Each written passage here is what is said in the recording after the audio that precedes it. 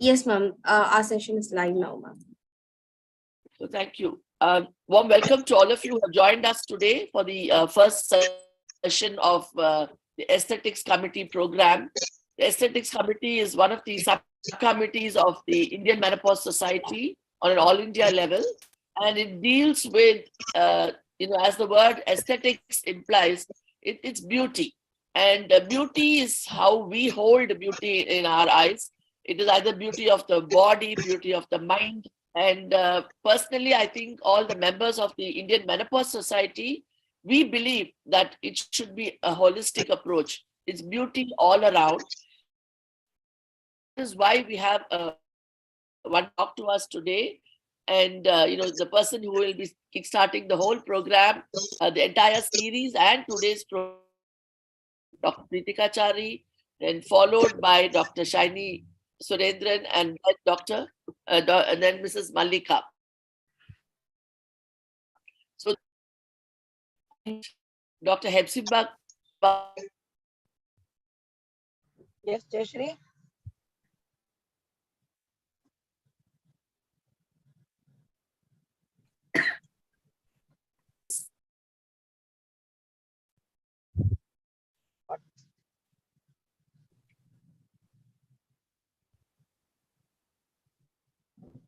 Jayashree? I think Hello. internet. Yes, we can hear you. Am I audible? Yes, ma'am. Yes, Hepzibah, ma'am, you're audible, Yes. but Jayashree, ma'am, voice is breaking, I guess, ma'am. Yeah, we can shut down that slide now.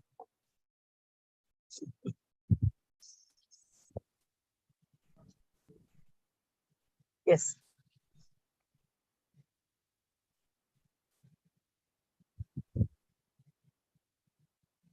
Jayashree. Yeah, Hepsi, I would like you to say a few words. Yes, yes. Yeah, very good evening to one and all. Actually, I should congratulate Dr. Jayashree, the Aesthetic Committee Chairperson of IMS, starting this initiation. And I welcome Dr. Pritika Chari, who is a well-known neurophysician and a neurosurgeon. I'm sure she's an apt person to talk about the beauty of mind today.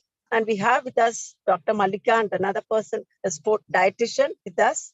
And as we all know, according to WHO, the health is not absence of disease. It's the physical, mental, and the social well-being is called health of an individual. And when we all know, when we become angry, our face turns out to be so ugly. When we smile, we look so beautiful. So the health, mind, and the medication is the one which is going to have a healthy lifestyle in midlife, especially. A lot of things are connected with emotional and mental well-being. So I congratulate once again Dr. Jayashree for this initiative.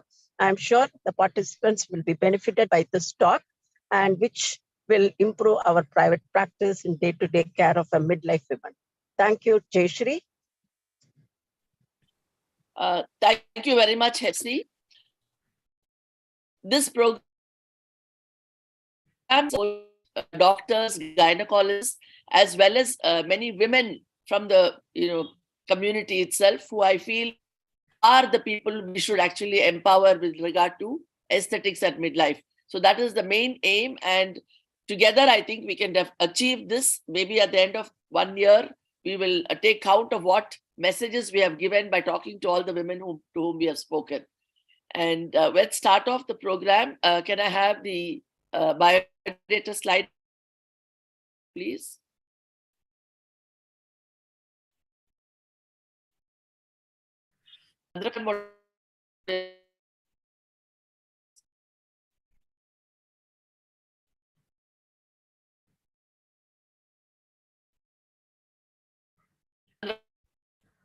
Not audible, ma'am.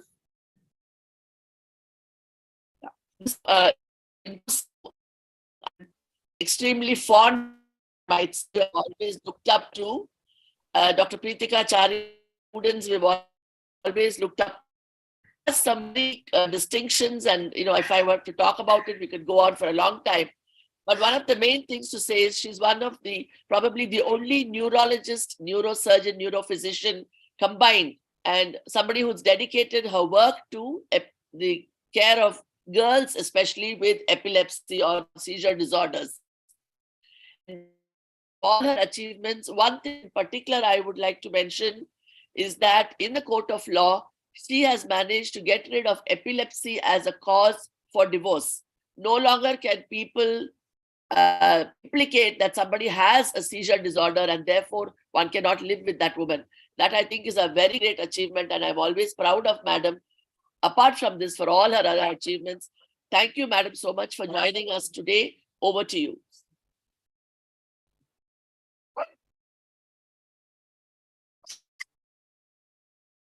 You're muted, Madam. You're muted.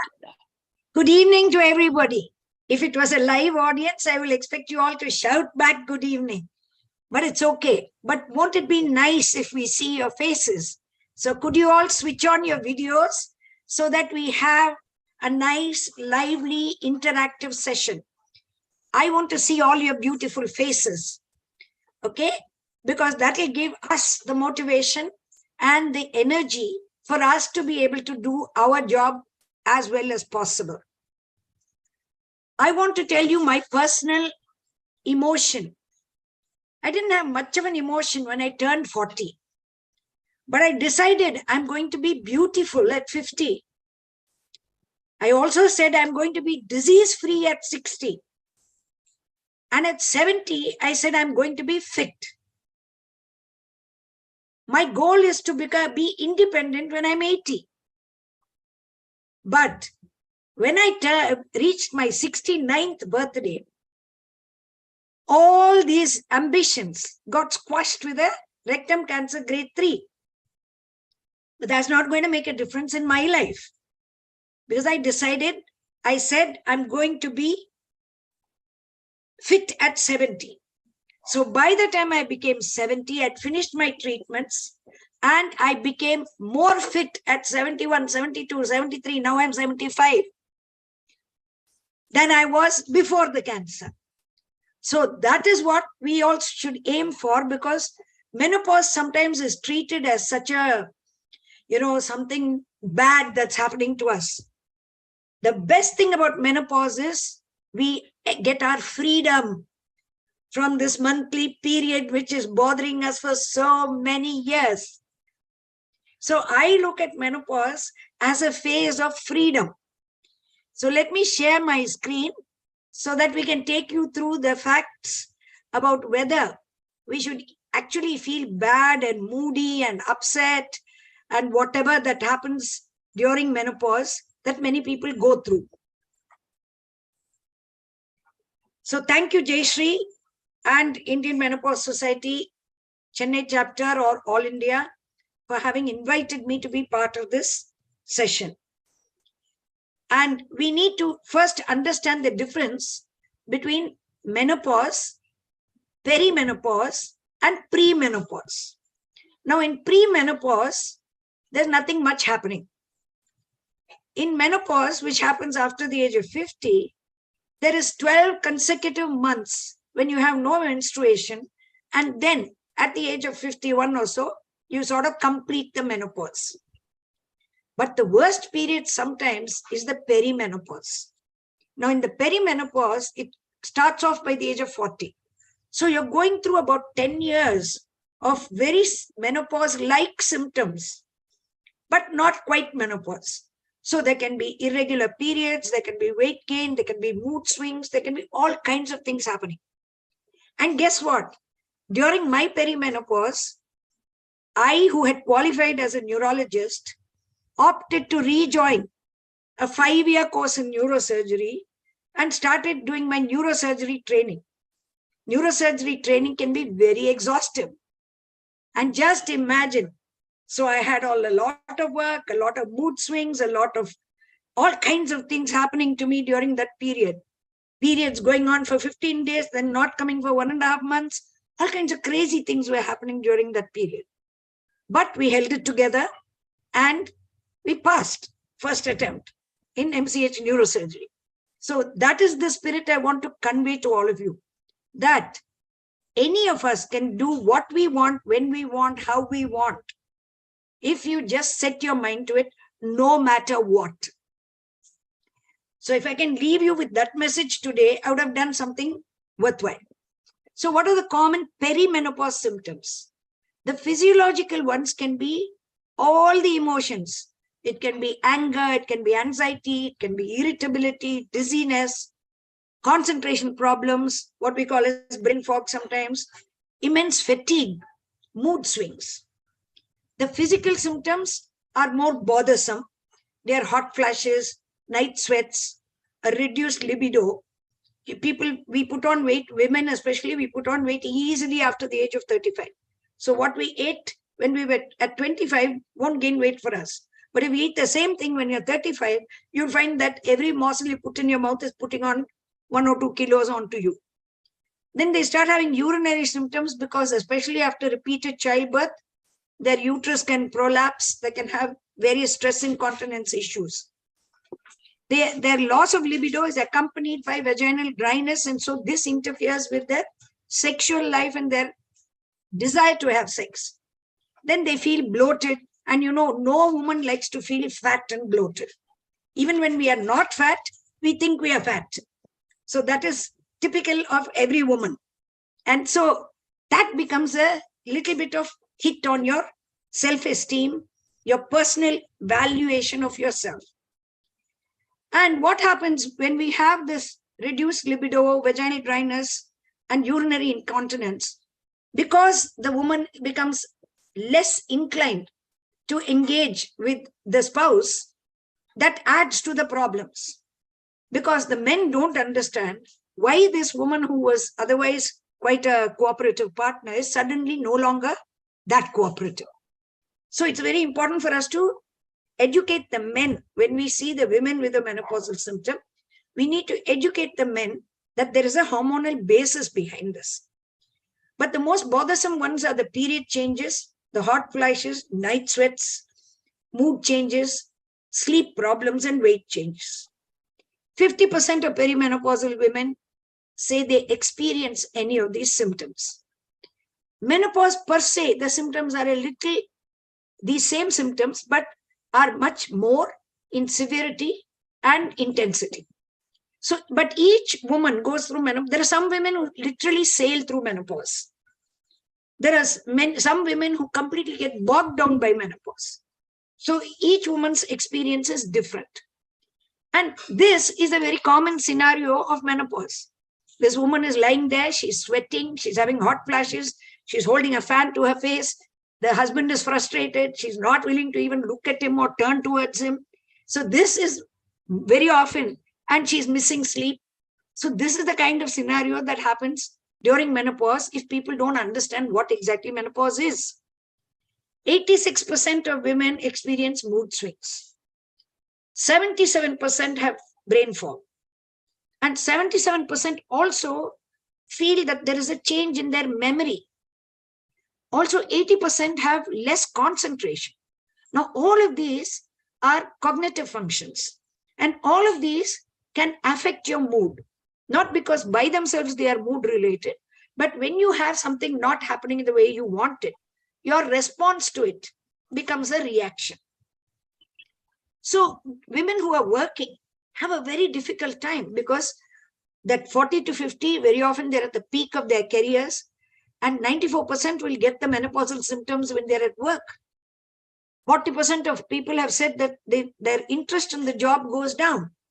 29% say they become less self-confident. And they say 41% can say that the forgetfulness that they have can interfere and make them make mistakes. And they say that their work life has been negatively impacted. 63% of women say their work life has been negatively impacted. So with all this happening, we have to arm our women, the perimenopausal and our menopausal women, to be able to ride this, which is a temporary phase in our life, but they have to be able to ride this successfully and happily. Now, the commonest things that we see mood-wise are mood swings, depression, anxiety, and irritability.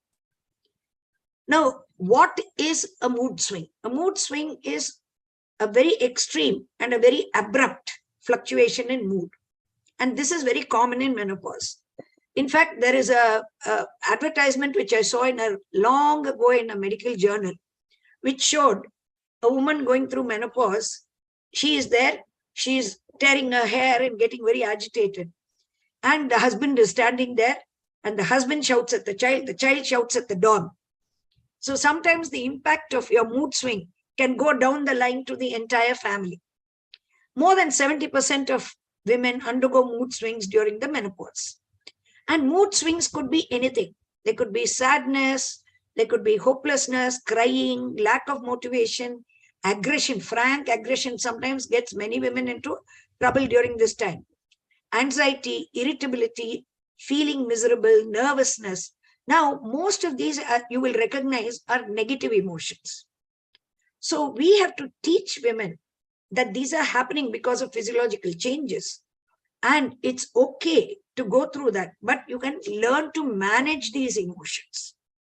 Now, managing these emotions is, unfortunately, while some medications can help, it's the way to go is not medication. The way to go is to understand that you are not alone, that this is happening as part of a hormonal change in you. This is going to last a while, but it will pass. You will be out of it.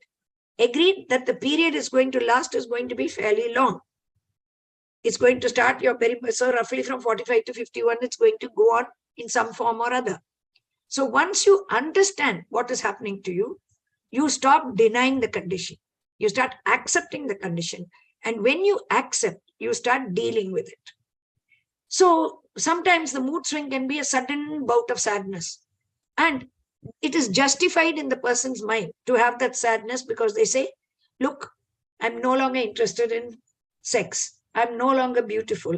I'm bloated. I'm ugly. I'm overweight. My skin is all sagging. My eyes are no longer bright, whatever. So with all that, what happens when you get into a kind of a low emotional mood, you lose your ability to concentrate. So because you're focused on something, all the negative things that are happening around you, that leads to a lack of motivation. And sometimes you're just so angry with yourself. You know, I ought to be doing this, but oh my God, I don't like this. Can I put an end to it? And all of this will end up in increased fatigue because you're directing your energy to all the wrong emotions. What are the risk factors? If you're already obese, if you're already on some drugs and treatments, if you have other medical conditions, if you have experienced some severe past emotional trauma, if you're very, very stressed, if you're lonely, if you're living alone and you're lonely, if you tend to drink a lot of alcohol or smoke or eat a lot of sweets, or you don't have enough sleep, all of these can aggravate all these symptoms. And the mood swings, to manage your mood swings, the best way is to start eating healthy. One of the very simple ways is to start eating healthy because the sugar is in every food you take. You take a label, it's going to be sugar. Now we've got two experts, Malika and Shaini, who are going to address the diet part of it, so I won't step into their territory. A well-balanced diet is all we advise, but I emphasize being active. Now, being active does not mean just physically active. So I do not call exercise as exercise. I call it as pleasurable movement. If you look at it as pleasurable movement, you will enjoy doing it. You won't say, oh, I have to go to the gym. Okay? And choose a physical movement which gives you joy. It may be dancing, it may be cycling, it may be running, it may be walking, it may be yoga, it can be anything. But make sure you move. Because the more you move in your 50s, the more likely you are to be independent in your 80s. I told you the goal is to be independent at 80.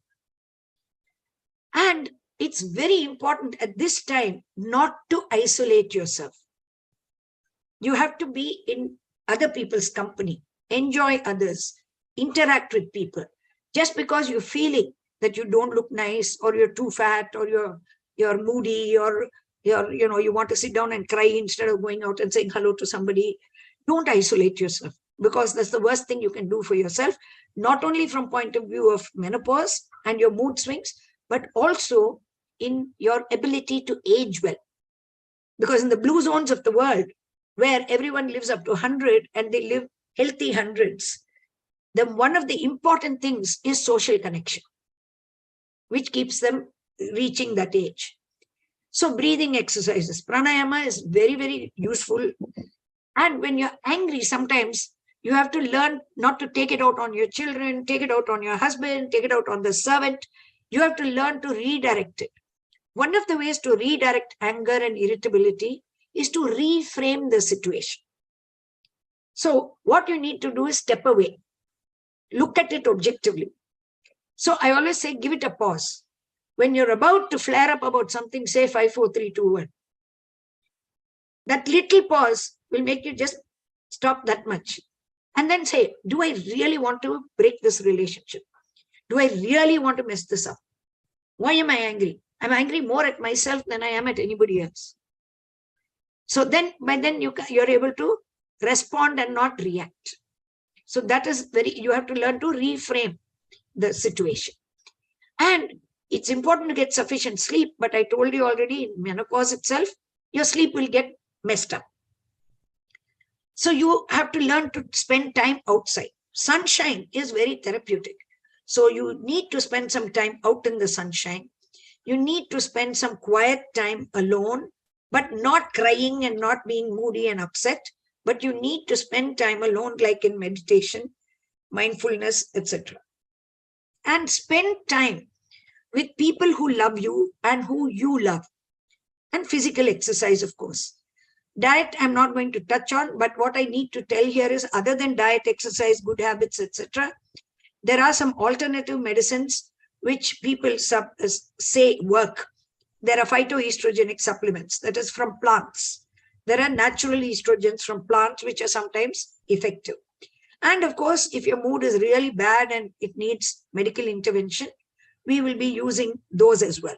And of course, the obstetrician gynecologist, they also may use hormone replacement therapy in some instances if it is indicated. So some of the medicines that we use could be hormone therapy, could be mood stabilizers, can be antidepressants, and various non-pharmacological mood swing remedies. So we also have to educate the family. We need to tell the family, for instance, here, how do I deal with my mom's mood swings?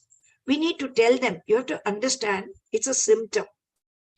So when they behave badly or something, be supportive. Don't complain. Be nice to them. And instead of drinking lots of coffee all the time for the people who are going through mood swings, it will only make you more irritable and more jumpy. Soothing teas like chamomile tea, lavender tea, all of these are very soothing and will actually calm you down. And you need to acknowledge that this is happening. I told you, don't get into denial mode. Acknowledge, accept, and say, okay, I'm not alone. This is what it is. I have control only over the present moment. Let me work with what I have. And family members should also be empathize. And if you have a daughter or something, the best excuse for the daughter to be your exercise partner. Then we go on to irritability. Now, irritability can be a lot, can be very frequent. It can last for a short time, can last for a long time. It can be mild, it can be moderate, it can be severe. It is a tendency to be angry, annoyed, or impatient. And very often it's due to hormonal changes and the fluctuations of the estrogen and progesterone, which are influencing the serotonin production in the brain. Now, serotonin is your feel-good emotion, and it is responsible for the feel-good emotion. So there are other causes, like we already highlighted, lack of sleep, poor health, and all kinds of things. So many menopause symptoms are so uncomfortable that can lead to irritability. I told you the hot flashes, the loss of libido means you lose self-esteem as a woman, that maybe you're not good enough, you're not sexy enough, you're not attractive enough. And the signs and symptoms of irritability is they get frustrated very easily. So their stress levels go up, their moods again vary, and they become a little intolerant of everybody. you'll find that many women will opt for a career change at this time. Suddenly they'll say, oh, I've had enough of this job. I've worked at it for 20 years. No more, nothing. And some of them find their purpose, some of them don't. But sometimes they'll just quit a very successful career because of this irritability symptom. So their heartbeat may be irregular, they may have fluctuating blood pressure. And even if they're already a diabetic or a hypertensive, they're going to make that condition also worse because of this constant mini stress which they're going through. So impatience, overreaction, poor sleep, intolerance of others, insomnia, hot flashes, headaches. Sometimes our hair also becomes all thinned out and falls away. So we get very irritated indeed. What can make it worse? Prescription drugs, some of them can make it worse. Obesity, smoking, alcohol, substance abuse, a lot of sugar. And when should you know if you're having this irritability, whether you need to get into some therapy or you need to talk to your doctor and ask for help? If your routine is changing because of your bad habits of irritability and shouting at everybody, interfere, your relationships are breaking up. You're having trouble sleeping because your mind is not switching off. You're overthinking all the time. You're chronically angry. And you have no patience at all. And so you're so impatient that you start having problems at work and with everybody you are having to live with. So this can be so exhausting that some people can move from mood swings to irritability to depression.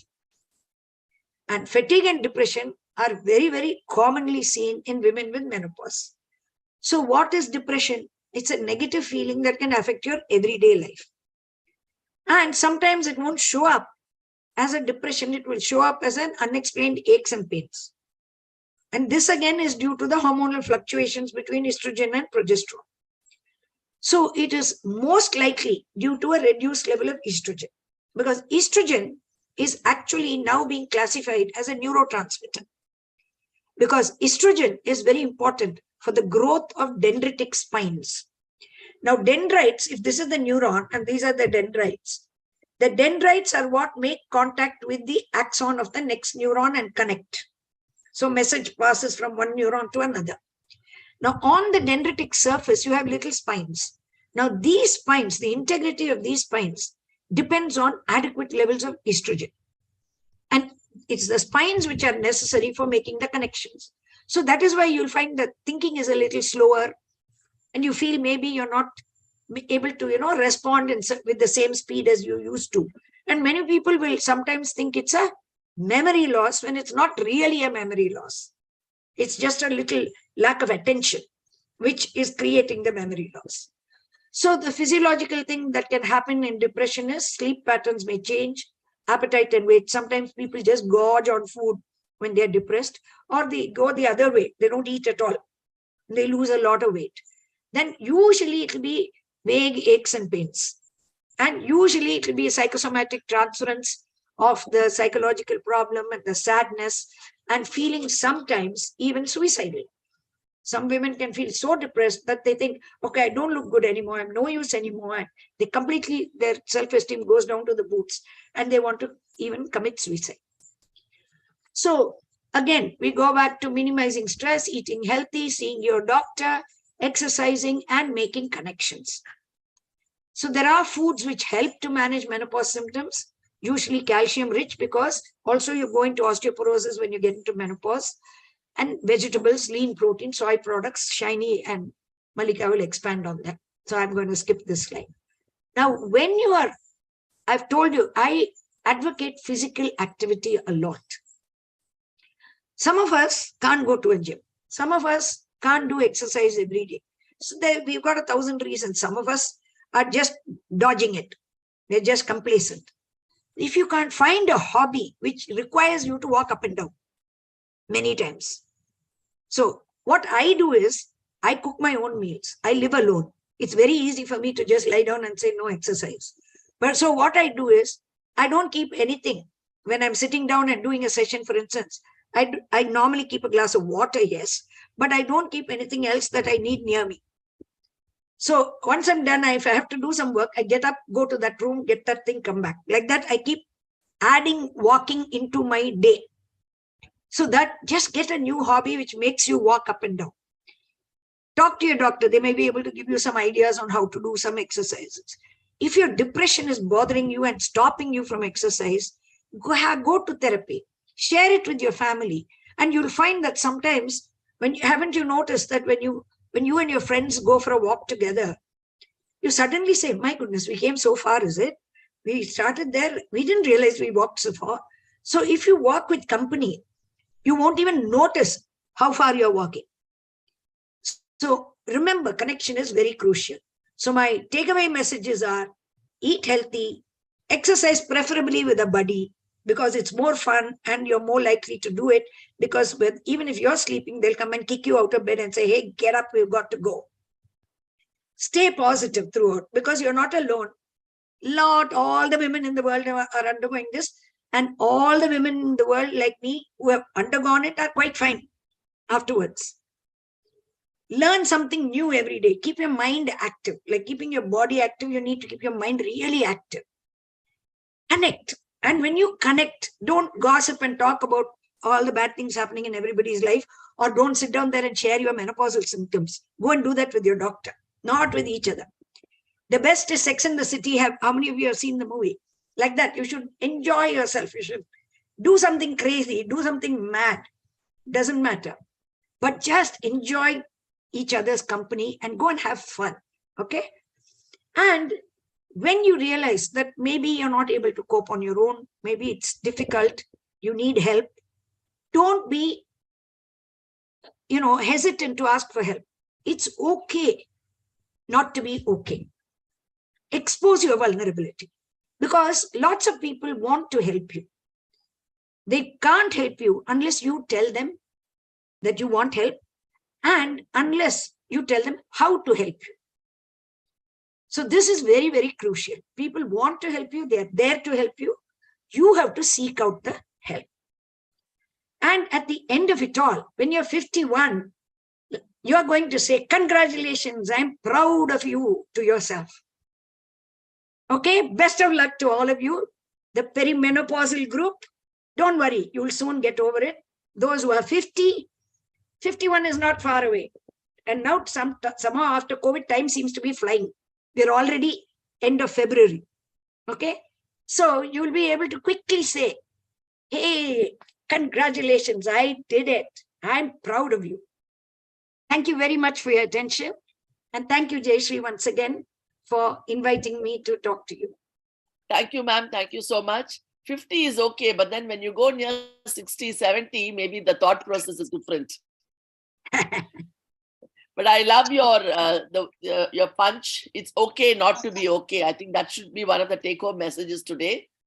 For us to realize that it's fine if we are not okay. We should take help from our, friends and whoever is around with us. It need not always be a doctor. Most of the time, we all know that we get a lot of comfort from our friends, especially now with the social media being so prevalent. I think we are all connecting with school friends, college friends, and finding so much of strength in all this. So thank you very much, madam. It was a lovely talk on managing moods in midlife. We next move on to eating right. So to be able to do what Dr. Pritika Chari told us, we have to be healthy. And if we have to be healthy, we have to eat right. Because I think as we grow older, we want to indulge. We love that sweet, we love that dessert. Why can't I eat it? So that is not the attitude. I'm sure we can all eat what we want, but how to eat right is what is very important. Can I have Shiny's biodata, please? Chandrakala? Shiny is a very well-known, I think the word nutritionist is not just enough to describe her. She is much more wholesome than that. The feedback I've got from women whom I've referred to her, they love the way she approaches them. It's not like don't eat that, it'll make you put on weight. She goes into their daily food pattern, what they like, and teaches them how to eat right from their daily routine. That's a great gift, Shai. Thank you.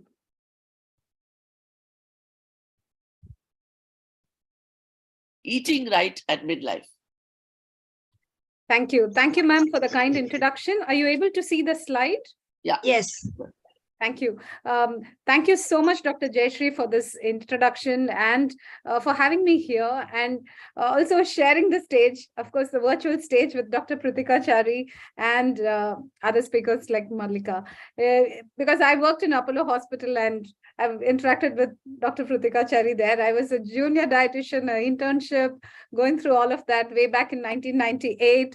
And over the years, I've seen ma'am, her zest for life and her courage to overcome whatever life throws at her. And I've been a silent admirer. And to share the stage with her, it's such a privilege. And thanks for sharing this. You're like you're the opening batsman with came with so much of energy and enthusiasm. I better match up.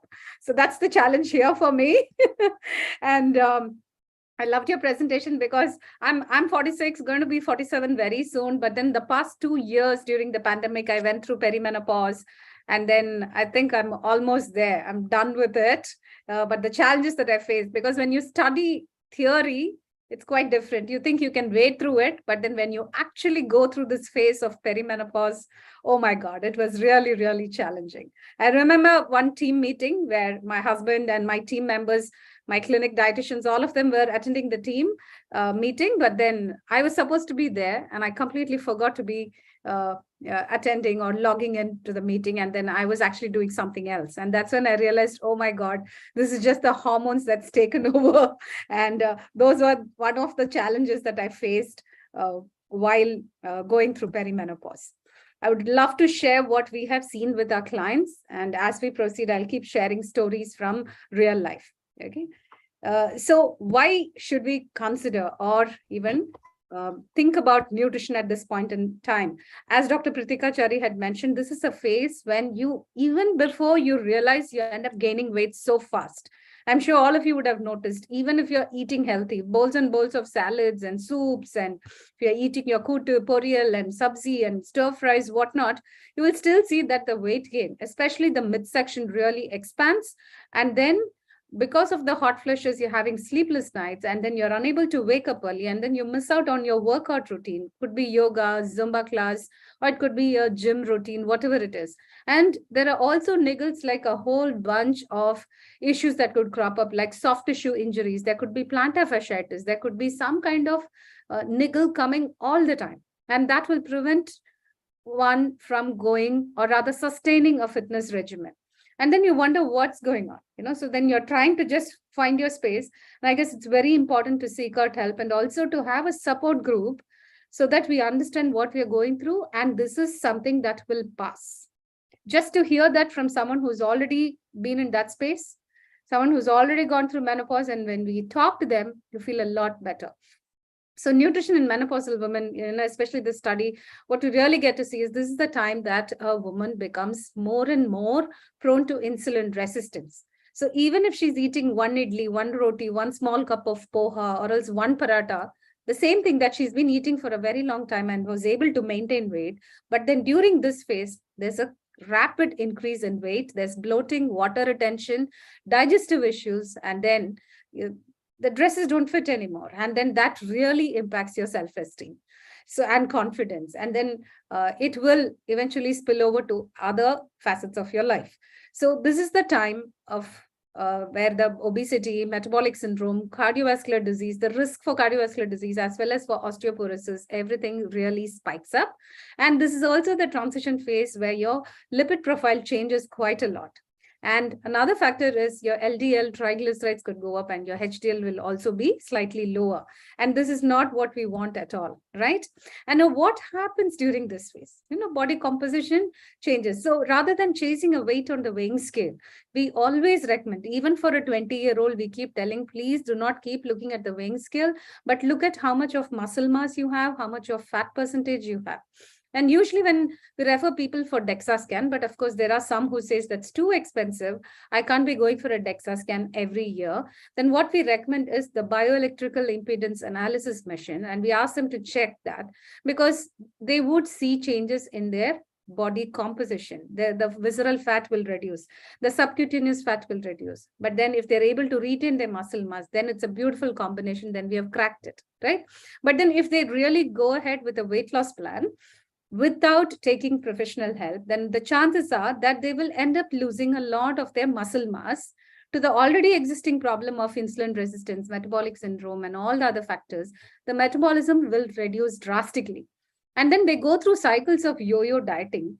And then what really happens is eventually they keep losing quite a lot of muscle, which means they are more prone to insulin resistance. They gain weight very fast and their metabolism dwindles rapidly.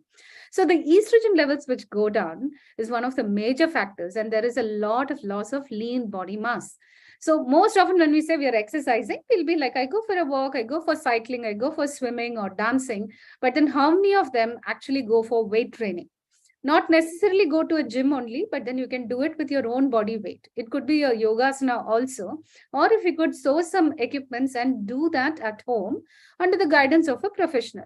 But how many of us do that? Because a lot of women think if you're going to be exercising or doing weight training, there could be an increase in muscle mass, and I don't want to look very manly or muscular. That's one thing which they always say. That's not true at all. We don't have that amount of testosterone to look bulkier at all.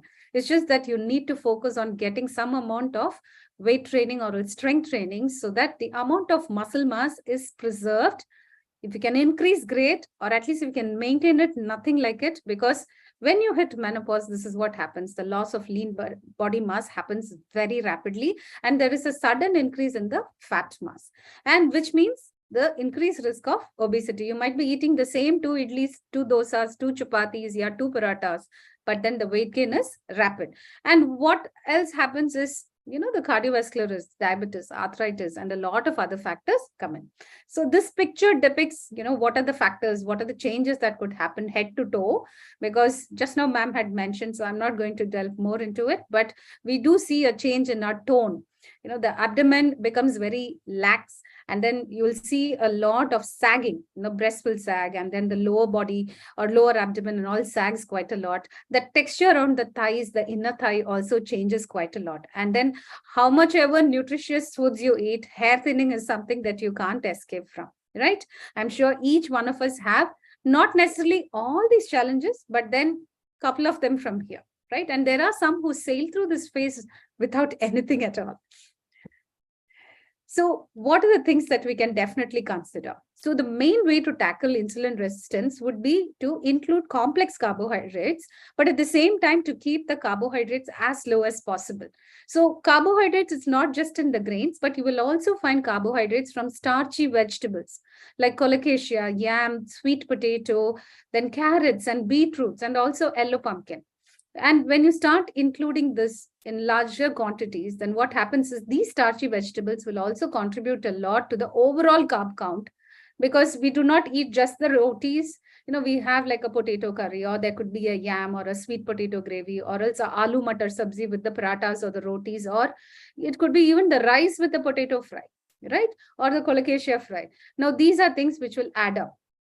And at this point in time, we want low carbohydrate. So cutting out on refined carbohydrates, white sugar, and also large volumes of rice or chapatis or any form of grain. Another thing that I notice is a lot of people think millets are healthy, so they end up overdoing it. Just because a particular grain or a seed or a pseudo grain is healthy doesn't mean that you really need to go ahead and eat in large quantities, because at the end of the day, any unused calorie is going to be converted to fat. So we don't want this situation, because the amount of insulin resistance is going to be quite high during this phase. So what we need is a higher amount of protein, and that could be anywhere between 1.2 gram per kg body weight to 1.8 or even 2 gram per kg body weight, okay, depending on how much of exercise you are doing.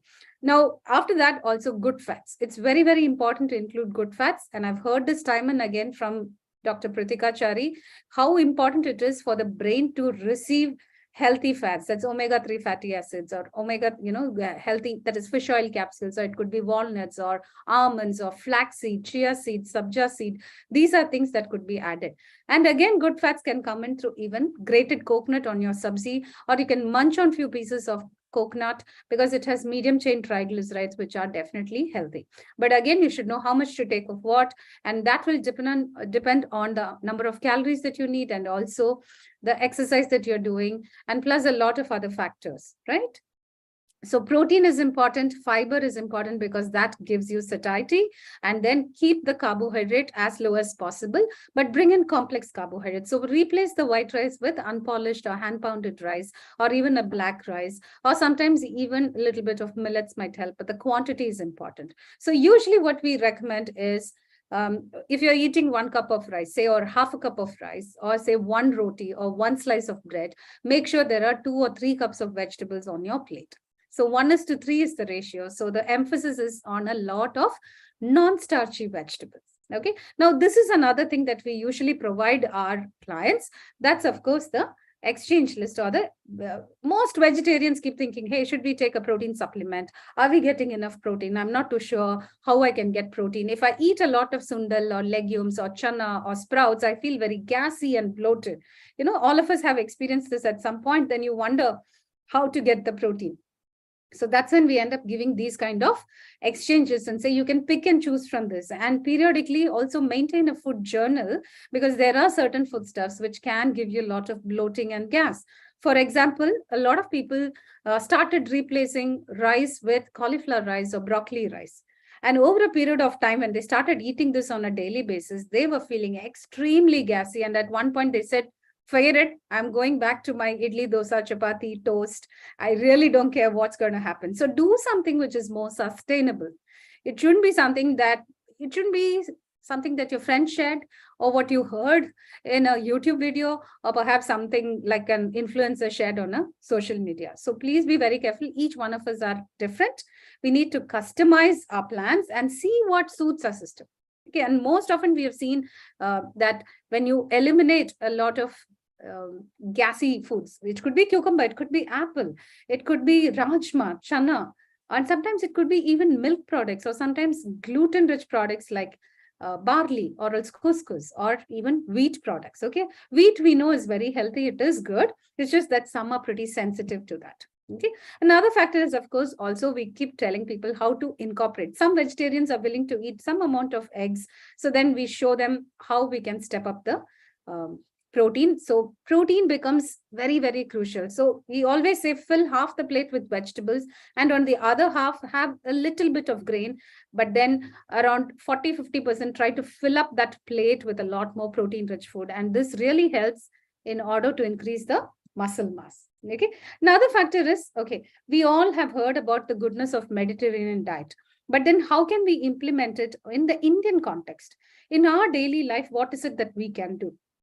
So in order to reduce the oxidative stress, the inflammation, and also to ensure that our calcium status is taken care of, that is the bone health is taken care of, because we don't want to be suffering from any kind of fractures or osteoporosis or any of these issues. And also we want good metabolism, and to rev up the metabolism, we need a bunch of certain things. So what is it that we need to do? So incorporating colorful fruits and vegetables in the diet. And when I say fruit, it has to be a whole fruit and not necessarily the juices or the milkshakes.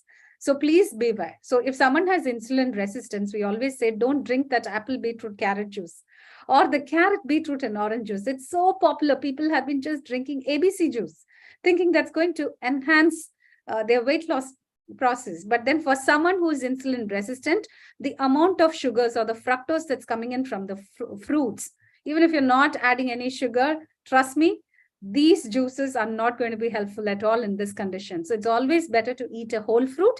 And in certain conditions where the insulin resistance is so severe, it's better to measure the quantity of fruit that one consumes, but depend a lot more on vegetables. And that's going to be truly helpful. Bring in some nuts and seeds, and bring in lots of green leafy vegetables. We have some 150 varieties of green leafy vegetables. And across the country, each region, it's so diverse that we get a lot of herbs and different varieties of green leafy vegetables. Please go ahead and make your chutneys and tohiyals and powder it powder your curry patta or make some green chutney and include at least 1 tablespoon every day. So even if a person doesn't like to eat vegetables, it'll be great to just include 1 teaspoon of these greens powder, mix it up with the buttermilk and just gulp it down. So the buttermilk has probiotics, and these green leafy vegetables bring in quite a lot of phytochemicals, and it's going to strengthen your bone. It's going to bring in a lot of calcium, and that's very helpful, right? And of course, magnesium. So especially when there is a lot of twitching, when there's anxiety, palpitation, tachycardia, or uncontrolled blood sugar levels, when all of these happens, magnesium is one factor which, most of us are deficient in this. It will be great to consider some amount of magnesium. You can take this at night because it really helps to sleep well. It has truly helped. Magnesium comes in the form of spray, or you can take it as a supplement, as a tablet, or it can even be something that you can just add like an Epsom salt and put that into your, say warm water, and then dip your feet in it and then soak your feet in it and just relax a bit, because your skin will absorb magnesium. So of course, you will have to do all of this after doing a complete checkup and talking to your family physician. Very crucial, because you might have to adjust the dosage depending on other health issues. Okay, so basically it's about make sure that there's a whole lot of plant food, and then bring in protein, either vegetarian or non-vegetarian sources, bring in seed mixtures, and that also is going to be truly helpful. So this is the Indian context, right? Now let's look at the sample plan. I just wanted to show a diet chart or else a meal plan that we usually give.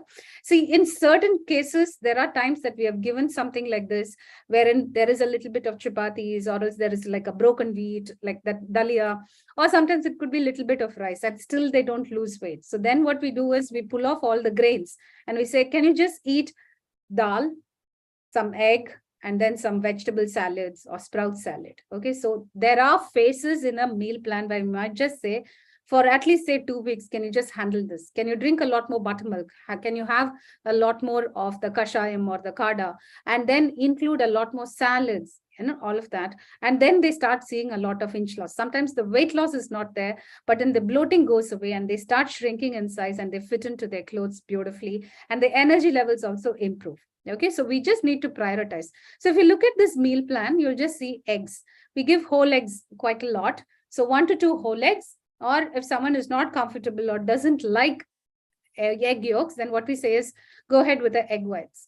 But the main thing is, I would always emphasize on whole eggs, because the yolk has choline, it has lecithin, it also has biotin besides the protein.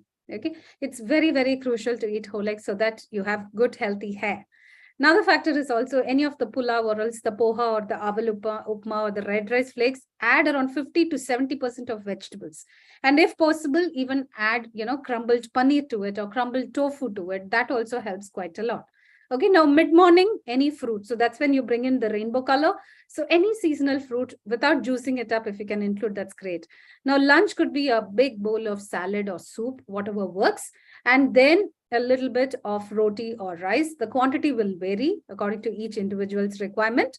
And a cup of green vegetables, because you want the calcium going in and also the fiber.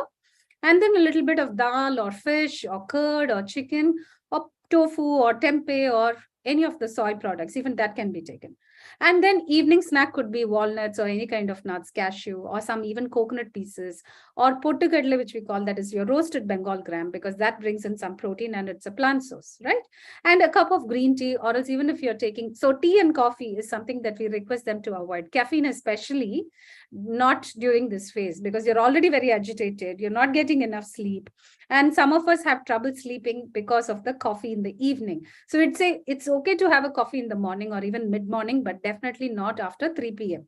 because it will interfere with your sleep. Okay.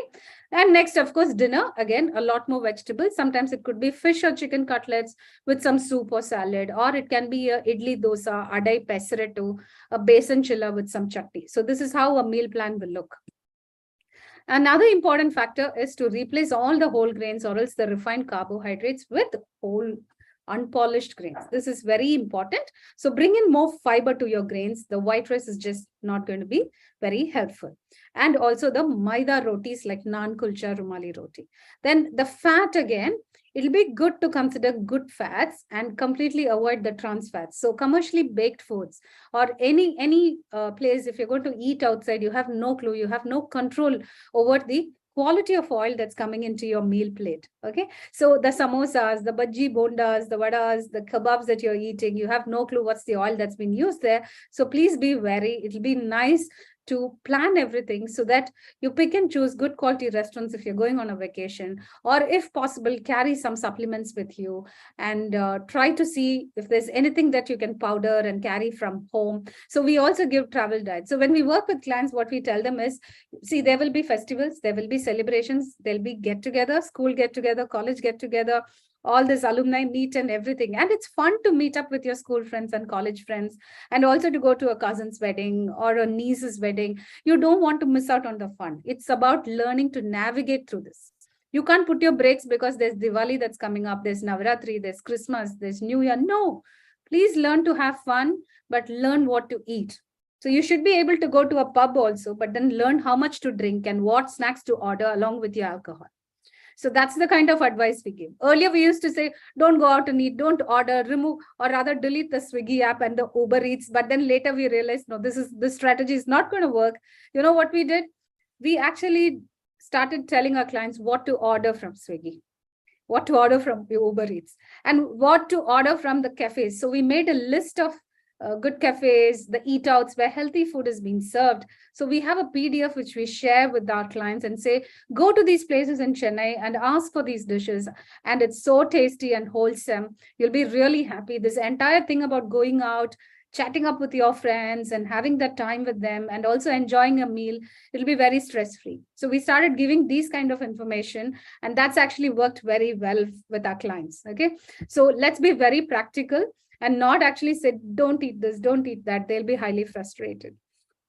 These are the main nutrients to focus: iron, calcium, vitamin D, omega-3, and phytoestrogens. So let's look at the sources. Where can we find them? Iron, of course, the whole bunch of sources are listed out here. And of course, calcium, even if one is not taking milk or milk products, if you don't prefer, or if you have an allergy and you're avoiding it, it'll be great to include some nuts and all your legumes, your chana, rajma, lobia, moat, all these legumes are rich in calcium. Green leafy vegetables, herbs, all those, also figs, your dates, nuts, tofu, and calcium fortified soy milk, almond milk, everything is available. So you can always get calcium through these different sources. And vitamin D, sunshine, very important. Just like how Dr. Pritika Chari mentioned, it really energizes you. It gives you a lot of positivity, and you need vitamin D. If it's low, you're going to have hair loss, you're going to have a lot of inflammation, and there could be a lot of mood swings too. So salmon, or rather fish, fatty fishes like sardine, mackerel, and all that, egg yolks, mushroom, fortified foods, and omega-3 fatty acids are also very helpful. And estrogen, phytoestrogen-rich foods like soy products. Now, how to include these isoflavones or soy? I'll just show it in the next slide. It's very important to consider all of this: exercise, adequate water intake. Why adequate water intake? Because we don't want constipation. We don't want recurrent urinary tract infections. Another factor is when you're trying to shed weight, we tend to perceive thirst as hunger. So if you are thirsty, we might misinterpret that as hunger and end up eating more solid food. So there can be that extra chapati, extra appam or idiyappam that you might take. So it's better to drink a lot of thin buttermilk, or else have rasam, have soups, or even eat some cucumber just before a meal, because you want these watery vegetables coming into your diet. You can even have tomatoes. Those are also great. So have some juicy vegetables, have some watery vegetables, even gourd vegetables like ridge gourd, ash gourd, all these, even ivy gourd. These are vegetables which have quite a lot of water content, and it's truly helpful. And alcohol is not going to help much. Another factor is also avoiding sugar, be it demerara sugar, the brown sugar, palm sugar, whatever it is. It'll be truly helpful if you can go off sugar during this particular phase, because your mood swings are going to be terrible if you're going to add more caffeine, alcohol, sugars into your diet. Sleep, very important. Sunlight exposure too. So another factor which I heard from one of the doctors that I met some time back was, while she was in UK, she said this is very popular. That's the HRT cake. I even found a home baker and asked her to start making this. So I sent my clients to her, this lady called Shalini in Ananagar, and she actually makes these HRT cakes. So some have a mindset or mind block. They don't want to pop pills. Then when you start giving soy seeds and a whole bunch of soy products in the form of a cake, they are comfortable eating it. So HRT cake is another thing. So get hold of a home baker in your city and then make sure that you have access to this. So thanks to the urogynecologist I met who actually recommended, I never knew about HRT cake until I spoke to her. And these are some of the meal plate pictures of our clients. So you will actually see there is that ragi roti, dosa, there's that little bit of broccoli and all that, but you see a whole bunch of protein-rich foods and you see a lot of vegetables on the plate. So there are vegetarian meal plates, there are non-vegetarian meal plates. So this is what we actually teach our clients to eat. Everything local, desi, because if you're going to say, hey, go ahead and get some avocados, cranberries and blueberries and all that, it's too expensive. A small box of blueberries costs around 400 rupees. Is it sustainable for us to eat that? And avocados, you go and buy that and you open it and then you think, oh, it's not even soft. Why the hell did I waste so much of money to buy something like this? So you might as well eat what is available locally. So stick to local foods and buy organically grown foods. You will really start seeing the results coming through. It won't pinch your budget also. Okay. So thanks for this opportunity. If you have any questions, I would love to take it. And you can also look up my Insta page, which is Shiny Surendran. And I put out quite a lot of information there and a lot of videos on my page. Thank you. Thank you so much, ma'am. Over to the next speaker. Thank you. Thank you very much, Shiny. That was a lovely walkthrough of what to eat, more than what not to eat. I think you were very positive in the way you presented the right food to eat. Thank you very much. And would like to move on then. I think if there are questions, if you would like to post it in the chat box, it will be easier for us to pick up and discuss. Riddhi, I would like you to just gather these questions so that you can take part in the interaction. We move on next to looking beautiful. Beauty, as you know, lies in the eyes of the beholder, is what they say. So beauty is not looking like Aishwarya Rai when she was younger or anybody else. But beauty is what we feel. So each and every one of us know that we are beautiful and we need to look beautiful. So over to Mallika to talk to us on how to ensure that we stay beautiful. Good evening, all. First of all, I would like to thank Dr. Jayashree for giving this opportunity. And also, I'm just got carried away with Dr. Pritika's PPT, and she's so energetic and very informative. Thank you so much. And also, Madam Shiny's presentation was excellent. Got to know a lot of knowledge about the diet, and we have to, it's very, very informative. Thank you so much. And I feel the person who speaks in the last is there is nothing to give more, because you people already spoke a lot and gave very, very good informations. Anyhow, since it is what I am going to talk is about the beauty, what most of the thing is external. Of course, 50% is with your mental health and physical health, and 50% is extrinsic. So let me share my presentation.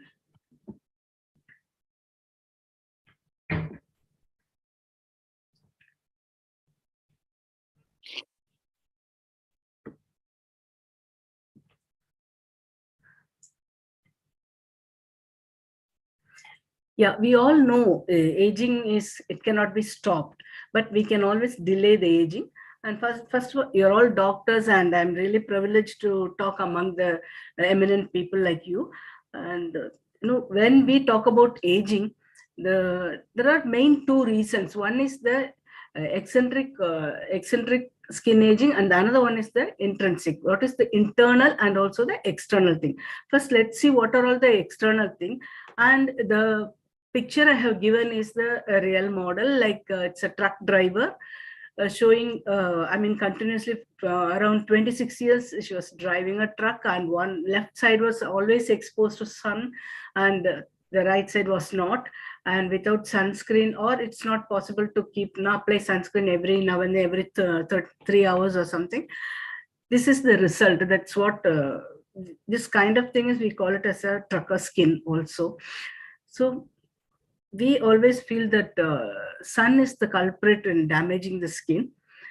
So what are all the extreme external things affect your skin is the accumulative damage and also the photoaging. Photoaging is what I know, apart from your real aging, this is the external thing which influence your skin. And apart from that, okay, you all know about UVA and UVB rays and the stress and pollution, people smoking, and of course gravity, malnutrition, and facial movement, unnecessary movement, frowning, all will affect your skin aging. Okay, and let me see.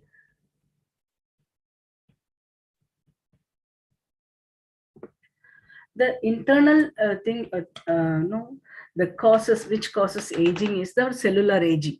Okay, the cellulars, you all know that I needn't explain about it. Much of the damages from free radicals and also the hormonal changes. Dr. Ritika explained it extremely well about how the hormones, influences our body and mood swing, everything. Apart from that, it also causes wrinkles on your body because then the loss of elasticity, muscle tone, and bone density, etc. Because your estrogen level is reduced once you reach the menopause stage.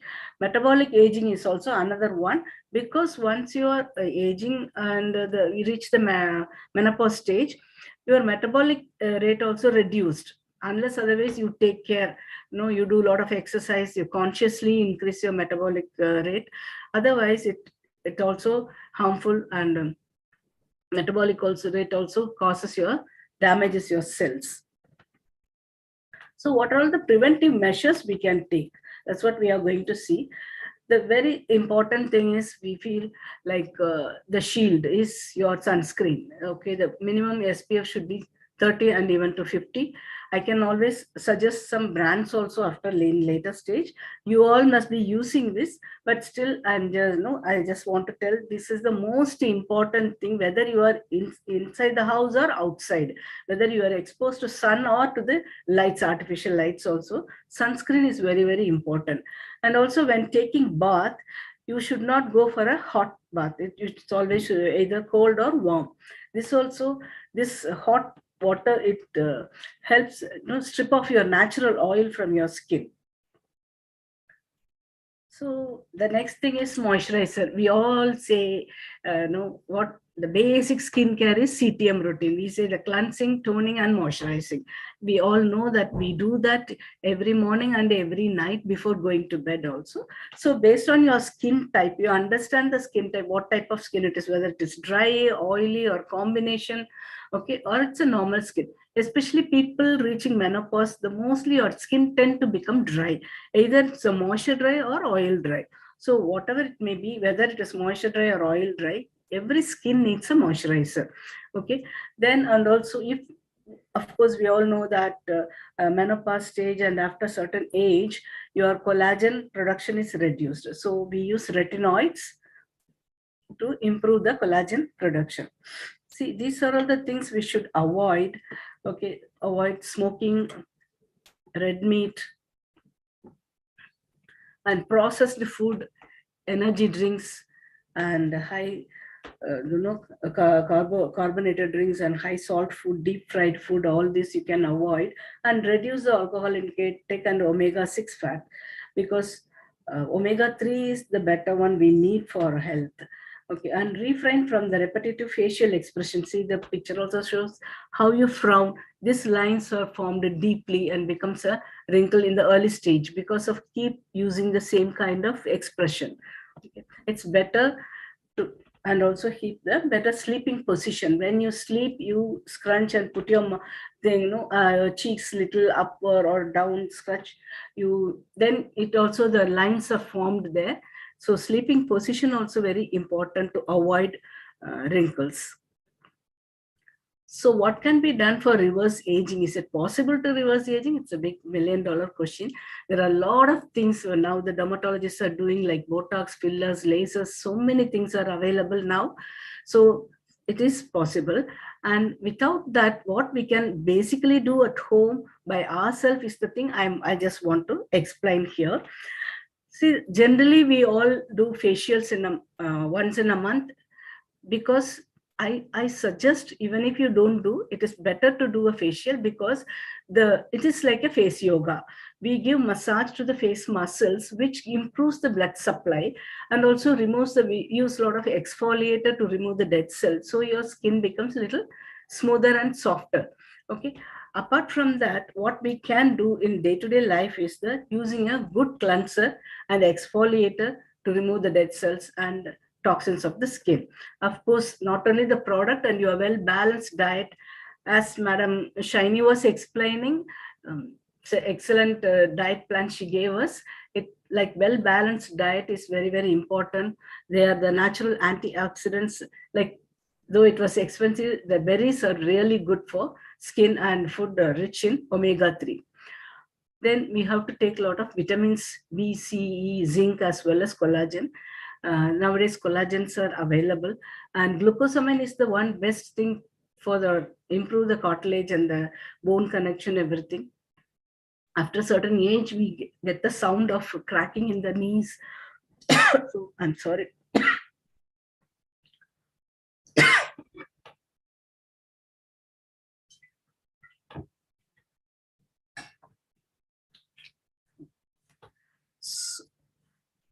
So glucosamine also very, very important.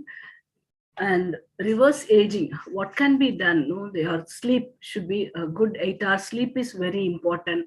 And apart from that, do a lot of mental relaxation by doing yoga. I mean, what doctor says, no, the same way, like meditation is the best thing to calm your mind. Okay. And also, you can involve yourself in some hobbies, some good hobbies, which relaxes your mind. Not the routine. We all are working, doing the same kind of work, every day. So you have to keep yourself, relaxed with something what you like painting or dancing or some pottery, whatever keeps your mind cool and calm. You can start some hobby like that. It helps increase the strength and length of telomeres, which is directly linked with to reverse the aging. And of course, drink a lot of water. Whenever you feel thirsty, you drink water. Not necessary to measure and drink 3 liters, 4 liters. That's what I feel. It's right to have drink water whenever you feel thirsty. Like you should not misunderstood. When you feel thirsty, don't eat. That's what the Madam Shiny was explaining. So I suggest the good sunscreens, because the general questions I always get is, whenever we talk about the skincare, every time I get a question is like, give me some brand name which is really good. So these are all the samples, for sunscreen. The Avenue sunscreen lotion with SPF 50, and Minimalist is the one which is very commonly available here, and La Roche-Posay is the another one which is very, very good, extremely good. It protects your skin, and it reduces your hyperpigmentation and fine lines.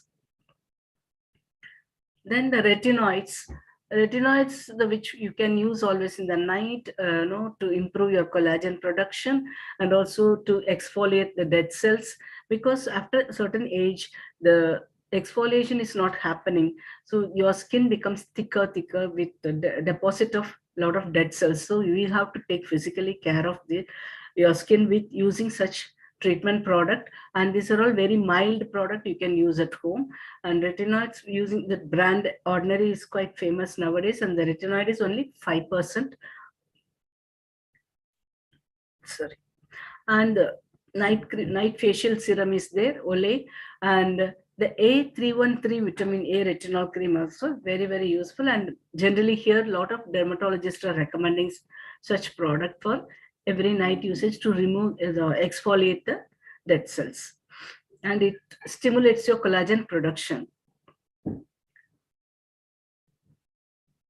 The ordinary ascorbyl glucoside solution is 12%, which is with a lot of vitamin C, and also the other brand is Minimalist with vitamin C serum. They are all antioxidant that stimulates collagen and brightens the skin. We all know that vitamin C brightens the skin, and we don't know which brand to use. That is the common question I get, so that's why I'm displaying the brand name here. So these are the acids and peptides. This is the one, Paula Choice Skin Perfecting. This you can go through, even in Google it, and you can see this brand. It's really good. It's very mild. And other thing is the ordinary one, AHA. It's quite famous with AHA 30% and BHA 2% peeling solution. Very, very mild. And please check your skin. If it is sensitive, never use it. Always do a test dose and then you try. This helps to get an even tone, and also it's anti-inflammatory. Okay, this helps to minimize the fine lines and wrinkles due to plumping properties. It helps to plump your skin. Then your common Embryolisse is the moisturizer, very, very common moisturizer for extremely dry skin. It is in the form of cream, so you can use it not for the oily skin. You can use this every day.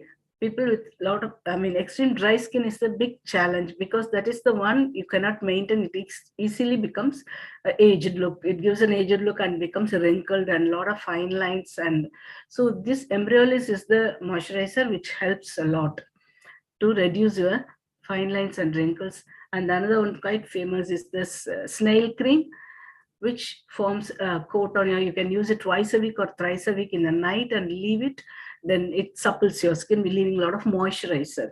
This also helps reducing the appearance of wrinkles. Apart from this, the most important thing, as they all suggested, like Ritika ma'am or the Shiny ma'am was telling, prioritize happiness, socialize more, because you have to focus on the mental health. End of the day, how you live, how you keep your mind is very, very, very important. That shows on your skin and health. Okay.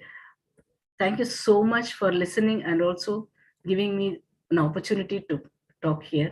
Thank you so much. Thank you very much, Malika, for that lot of tips on how to keep the skin looking young and to avoid wrinkling. I really don't know. Will we really find time to do this in our daily routine? Okay. It sounds. You need to spend just 5-10 minutes, ma'am, We have to find every night. That's it. It's a matter of 10 minutes time. As Dr. Pritika was saying, no, when you decide your mind, you can always do things. I was about to say, you have to make time. Yes. So if any particular questions, I think there've just been a lot of comments in the chat box appreciating the 3 talks. So if there's anyone wants to ask any questions, I think we definitely have a little time for that. I think Dr. Riddhi has said to unmute her. Yeah. Chandrakala. Dr. Riddhi is unable to unmute herself. Can you? Sure, ma'am. Yes, ma'am. Now she can, ma'am. Yeah. Dr. Riddhi, go ahead. Yeah. So thank you all the 3 speakers. It was a great start of this year. As Ritika Madam has rightly said, that how to maintain your mood, because women mood is what the whole family's mood is dependent upon. And when we especially working in a hospital, that our mood also signifies rest of the people's mood as well. So very well explained about how to maintain our mood and stay away from the depression, especially in mid-age where estrogen is going away and hampering so many mental problems. Dr. Shiny's talk was a great, giving so many day-to-day tips and how to take advantage of daily routine food. Because usually when we ask client to go to any dietitian, they just go to once or twice and then they say that, madam, this is not possible to make multiple things, and the diet chart which they are giving, it is very difficult to follow. But Dr. Shiny has explained it very nicely.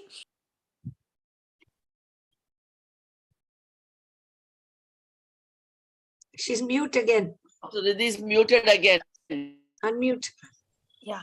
So Malika has shared all the tips how to remain beautiful till women herself is a beautiful soul. But of course, it does matter that everybody likes to look young and energetic. So thank you all the three speakers for wonderful talk. And Dr. Jayashree Madam, that it is a great start of the year with very nice selected topic. And thank you all the participants. There are almost more than 50 participants today, which will give us more energy to plan more and more better talks all throughout the year. So thank you all the participants, and thanks everybody. Thank you very much, Riddhi. Can we have one take-home message from each of the speakers, please? Ma'am, starting with you. Menopause is freedom.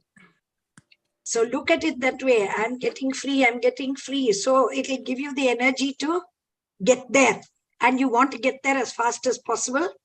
And it will pass. It's only a temporary phase. You're not alone.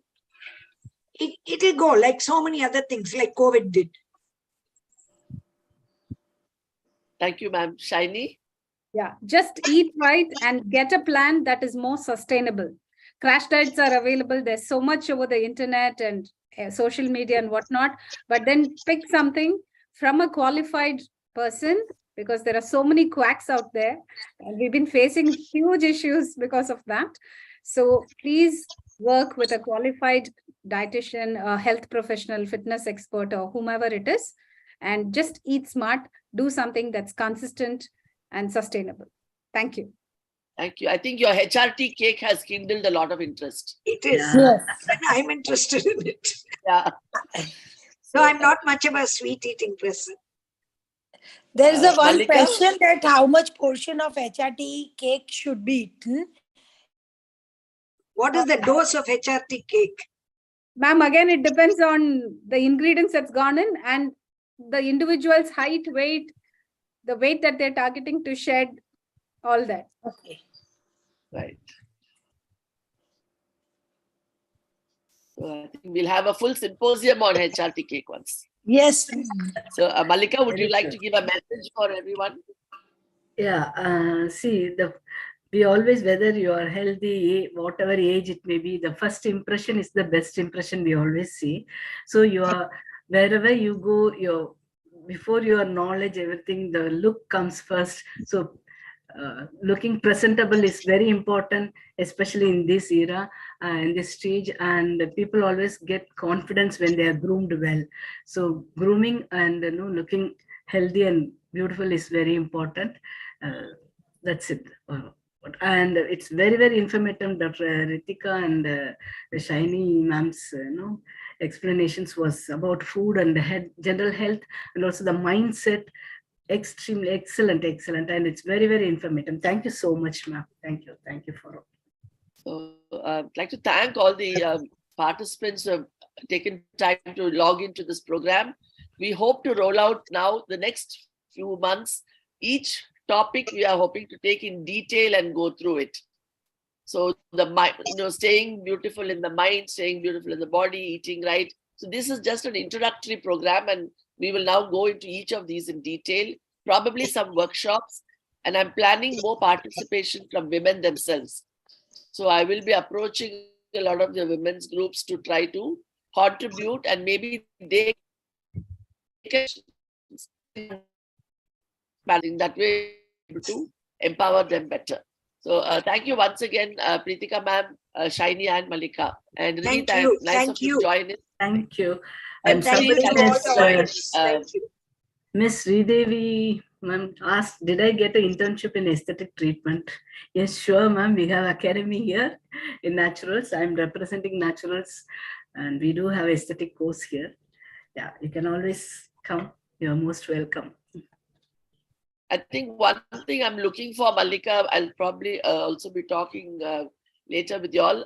We should do something like a workshop for women, where really we can nice. meet in person and you can try to do these tips, on more interactive platform. We can do that in person. Probably roll out some of these workshops across the country also. That is my makeup tips for everyday women. Yes, ma'am. Exactly. Yeah. Self-grooming session. Yeah. So basic self-grooming for ordinary women, for regular day to day. That means anybody. Yes, true. Yeah. I mean, it's so true, ma'am. I So true. think feel we look beautiful, but if we feel we are dressed well, we look good, that we feel so confident to walk out there. I think that is, so it's not like everybody, as I said, has to look like whoever we think looks beautiful. So thank you very much once again, and we hope to see you all soon within the next month. Thank you. Thank you, Shield Healthcare, for supporting us as always with the online platform. Balaji, Chandrakala, and the entire team at Shield Healthcare. Thank you so much. Thank you. Thank you, everyone. Thank you, Shaini. everyone. Thank you, Malika. Thank you all for listening this. Thank you. Thank you so much.